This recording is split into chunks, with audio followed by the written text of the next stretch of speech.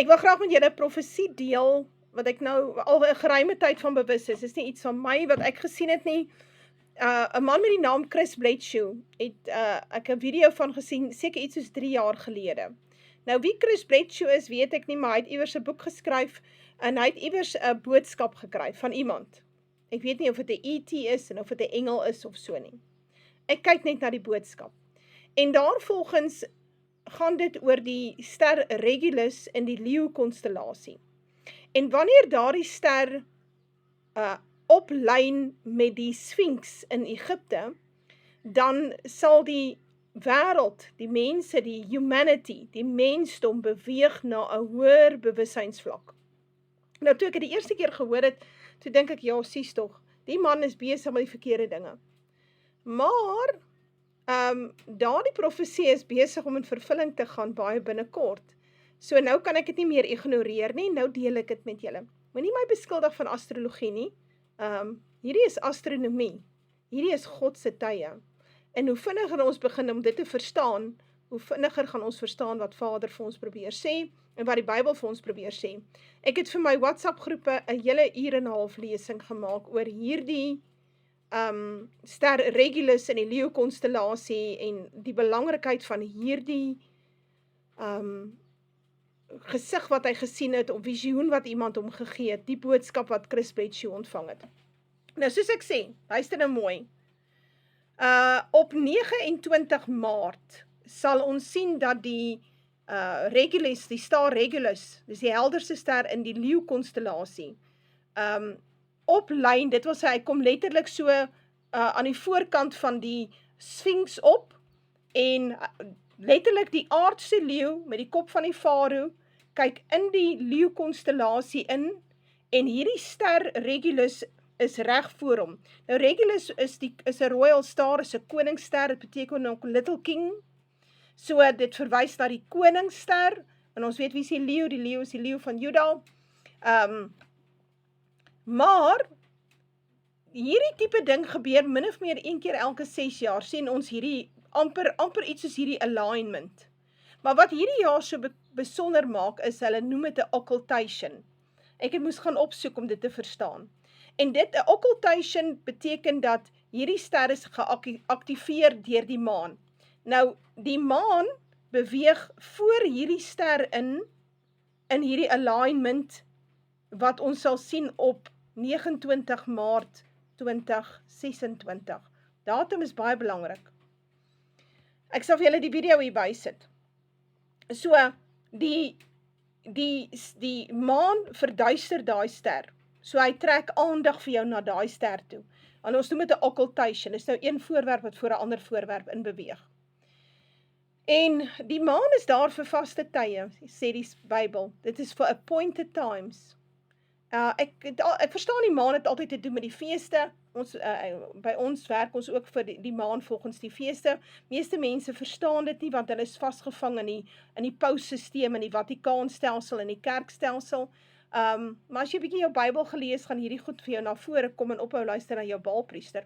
Hoe dit ook al sy, die 29ste Maart sien ons hierdie alignment, waar die maan dan nou voor Regulus inbeweeg. Dit is net voordat die son opkom in die oggend, en wat die 29ste Maart so belangrik is, die Vatikaan sal vir jou sê, dis Palm Sunday, menende dis Palm Sondag, wat beteken die volgende naweek is dan nou Easter Sunday, want die Vatikaan werk om so. Nou hulle datums is heeltemal verkeerd, maar wat betref Palm Sondag, is hulle hierdie keer reg, want die Pasga, wat ons moet vier, ons kan nie Easter vier nie, dit wat die predikante aan ons voer is verkeerd. Gaan lees maar Johannes, gaan lees Matteus, gaan lees hoe het Vader, hoe is hierdie Pasga, hoe sit hierdie Pasga homself uiteen, hoe het Jesus hierdie Pasga gevier, en hoe hy die nagmaal by dit gebring het, baie belangrik, hoe hy by die voete was uitkom, is goed wat die kerke nie doen nie. Hulle het dit eenvoudig gelos, dis nie vir hulle belangrik nie.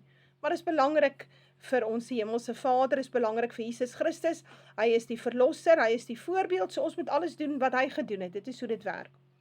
So, Jesus hou 'n Pasga, en dan hou hy dan bring hy die nagmaal by. Nou, die nagmaal is nie 'n nuwe instelling nie, Jesus het nie iets niets ingestel nie, die Pasga kom daar van die nagmaal kom van Abraham se tyd af, so Melchisedek het aan Abraham brood en wyn bedien. So die nagmaal, wat hulle aan ons verkoop as 'n nagmaal, is die brood en wyn is eintlik oud, dit kom al van die tyd van die Melchisedek orde af, en wat in die tyd van Abraham daar was.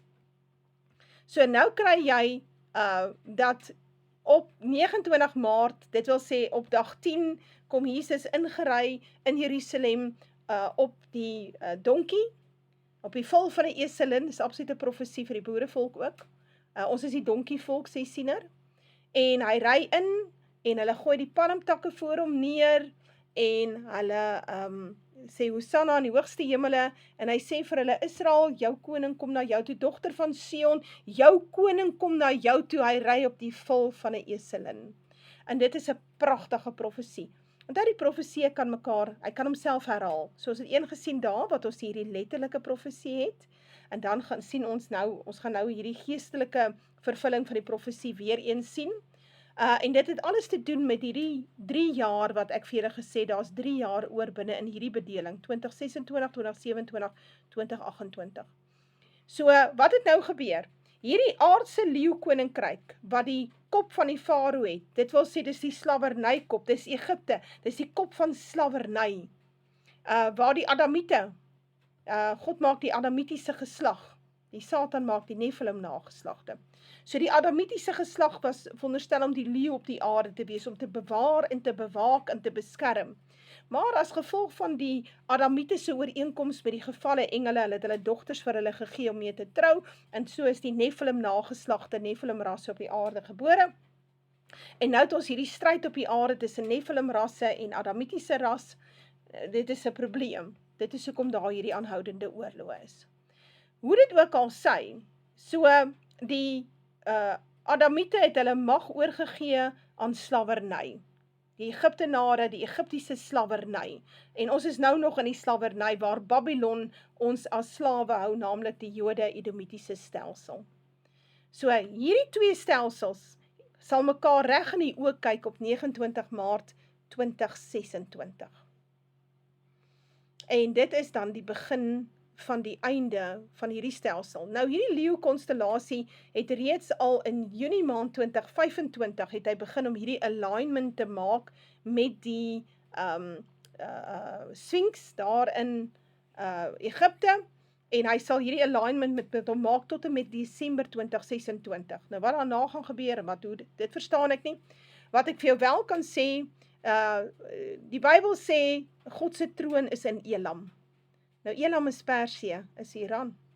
So, en dan sê hy sal, daar waar sy troon is, gaan hy die konings en die vorste van die wêreld begin uitroei. So, moenie my nou beskuldig dat ek nou Iranese puppet is, of pro-moslem is nie, ek konstateer vir jou 'n Bybelse feit. Naamlik, God se troon is daar waar die Persiërs is, dis waar Iran is.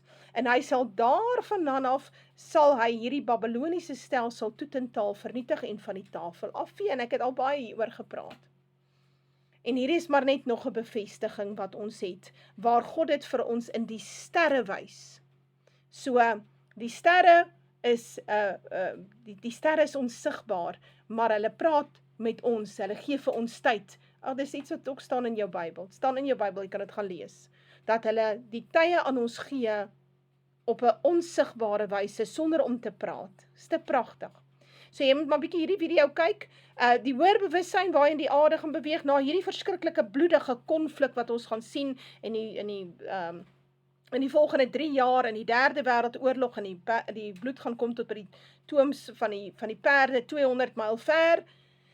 Daarna sal die wêreld nie gou weer wil oorlog maak nie. Min mense gaan oorbly en die wêreld gaan beweeg na 'n nuwe kennis. En die nuwe kennis is dat die Jode was nooit Israel nie. Daar is nie 'n wegraping nie. Daar's nie nou 'n wederkoms nie, dis in die verre toekoms. En dan die ware Israel is hier in Suid-Afrika. Blanke boerevolk met die oorblyfsel van blanke westerse nasies wat by haar sal vergader word. Dis die nuwe kennis.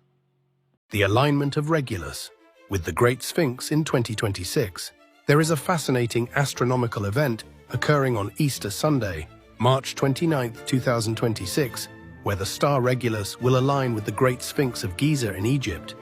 This alignment has sparked interest and speculation among astronomers, astrologers, and spiritual enthusiasts. The alignment. Date, March 29, 2026, Easter Sunday. Time, approximately 10 o'clock a.m., local time in Giza, Egypt. Alignment, Regulus, the brightest star in the constellation, Leo will align with the Great Sphinx's gaze, which is directed towards the rising sun on the spring equinox. The prophecy. There is a prophecy circulating online which suggests that this alignment will trigger a significant shift in human consciousness. The prophecy claims that the alignment will activate the Lion's Gate. The alignment is believed to activate the Lion's Gate, a metaphorical portal that connects the Earth to the cosmos and facilitates the flow of spiritual energy. Open up consciousness. The prophecy suggests that the alignment will open up human consciousness, allowing individuals to access higher states of awareness, intuition, and spiritual connection. Mark a new era. The alignment is believed to mark the beginning of a new era for humanity, characterized by increased spiritual awareness, cooperation, and harmony.